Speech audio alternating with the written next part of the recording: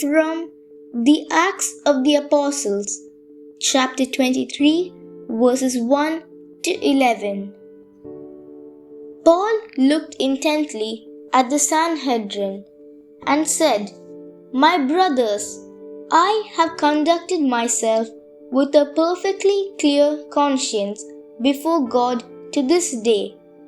The high priest Ananias ordered his attendants to strike his mouth. Then Paul said to him, "God will strike you, you whitewashed wall.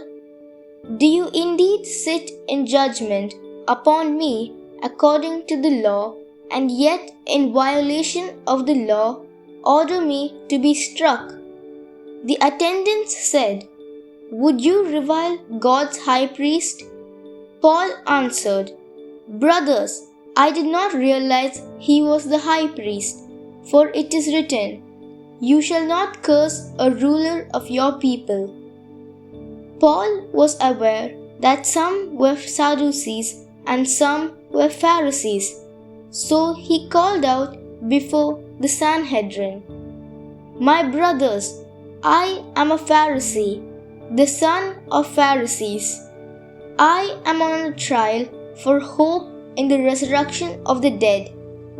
When he said this, a dispute broke out between the Pharisees and Sadducees, and the group became divided.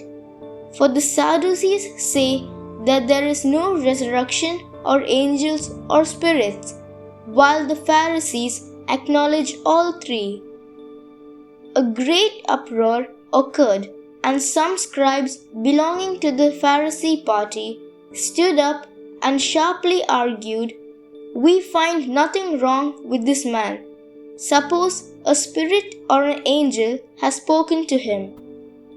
The dispute was so serious that the commander, afraid that Paul would be torn to pieces by them, ordered his troops to go down and rescue him from their midst and take him into the compound.